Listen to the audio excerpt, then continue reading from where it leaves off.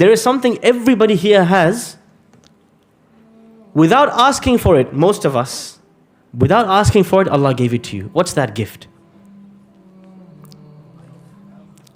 Life, health, and the gift of Islam.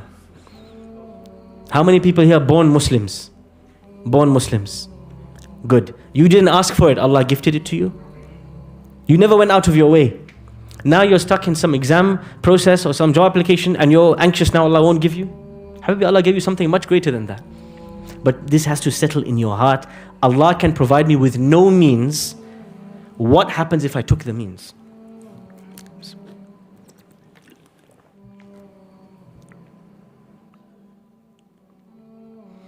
And this is why in the Quran Allah says, وَمَا لَنَا أَلَّا نَتَوَكَّلَ عَلَى اللَّهِ وَقَدْ هَدَانَا سُبُلَنَا. How can I not leave my affairs to Allah when He showed me how to get here in the first place without me trying? He showed me how to get here. Surely I can trust Him for the remainder of the journey. One of the interesting statements of the Prophet ﷺ when it comes to trusting Allah is that he says, if you want to learn how to trust Allah, you have to go and watch the birds. Seriously, you have to go watch the birds. Weather's good, go find somewhere, go bird watching. Watch a documentary about birds. لو أنكم تتوكلون على الله حق توكله لرزقكم كما يرزق الطير. He said, if you were to trust Allah properly, He would have provided for you like He provides for the birds. Me learn from a bird. The only thing I learn from a bird in the morning is when I wake up and I have to clean the dashboard of my car. That's the only thing I learn from the birds. No, there's something deeper you have to learn from the birds. تَغْدُو خِمَاصًا وَتَرُوحُ بِطَانًا. They leave in the early morning with an empty stomach and they return in the evening with a full stomach. What does that mean? The birds live day to day with no guarantee I have food for tomorrow. They don't have savings. Have you seen a refrigerator in a bird's nest? Anybody seen a freezer? No? Bank account? They have no clue what's happening tomorrow. Us, with our insurance policies and our bank accounts and refrigerators, we're still anxious about next week. These guys have no clue what's happening in 3 hours' time. They leave in the morning, empty stomach with only one conviction. The one who provided for me yesterday will provide for me today. But there's another important point there. They leave in the early morning. Yes. Those who wake up at 12 p.m. hoping for the futuhat of Allah and the miracles of Allah to descend. Yes, the birds work hard. The animal kingdom in general, you see very hard workers. From the bees to the ants to the birds. They don't stop moving. They exhaust themselves. And then Allah provides from them in a way that they never could imagine. But for us, let's say somebody from you is seeking knowledge, ilm, with a ayn, amazing. Wake up at dhuhr time, 12 p.m. Watch a few things on the telly. Check the weather, doom scroll on YouTube for 3 hours, pray Asr at the end of its time, take a nap, because why not in the middle of the day? Wake up, just at Maghrib time, turn up to the masjid for a class, come home and think, Subhanallah, why Allah doesn't provide me ilm? La habibi. Ilm is not, there's no ilm genie waiting in the masjid for you to walk in so you can rub him and you'll get free ilm. No. Leave in the early morning. If you wake up at 4 or 5 a.m., there's nothing in the world you can't obtain. If you trust Allah in the process. Everything the Prophet ﷺ ever sought in his life, he woke up early for it.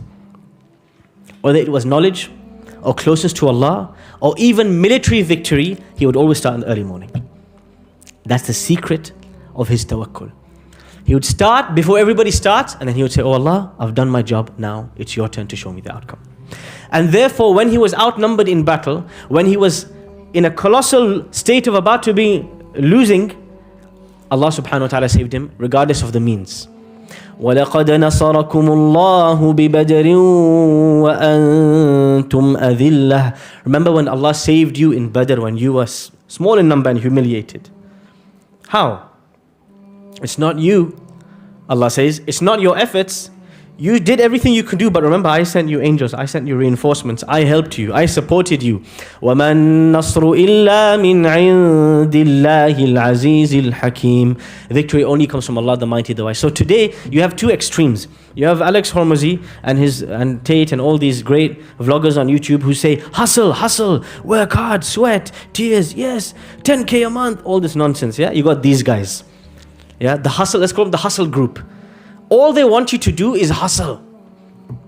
To the extent your mom calls you, say, I gotta hustle, this is a distraction. لا حبيبي, هذا أنت ما حصل وما حصلت. You're not going to hustle, nor are you going to reach your goal. That's one, the hustle group. There's another group, we call them the baraka group. You say, son, I think you should start working. Inshallah bil baraka.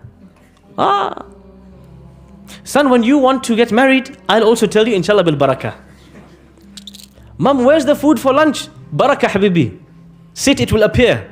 You think your Maryam alayhi salam, food's going to appear from somewhere? You have to work for it. You have to come in between these two, in the middle, which is you have to hustle to the best of your ability, while at the same time taking the time to stop and pause and slow down, because therein lies the barakah. The barakah is in the slow start to the morning and doing the dhikr of Allah in the morning and waking up in the last third of the night. These are things that Mr. Hormozi will never tell you, and all of his entrepreneurial ilk telling you to make money quick yesterday and work. They will not tell you that half and 3/4 and 10x of your earnings and your livelihood and your happiness and contentment in life is going to come from waking up in the last third of the night and speaking to Allah. This is a means from the many means out there. In fact, it is probably the greatest means. But whoever tries, only he will know. We talked about the way to get tawakkul. You have to know Allah as Al-Wakil. You have to interpret the events in your life, understanding that the one you trust the most is the one sending them your way. If they are not in my control, I have to submit to Him and say, Allah wants me to jump into the fire, jump into the prison, jump into the sea, I will jump. And I trust Him for what is coming to the outcome. The way to get tawakkul, as we mentioned, you have to work hard. You have to wake up early. You have to be ahead of your peers.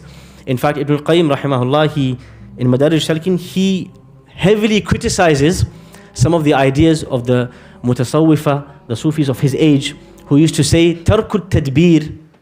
If you want to reach a stage of trusting Allah, you have to sit back and kind of leave things be. And he said, no, that's not how you get help from Allah. You have to work hard.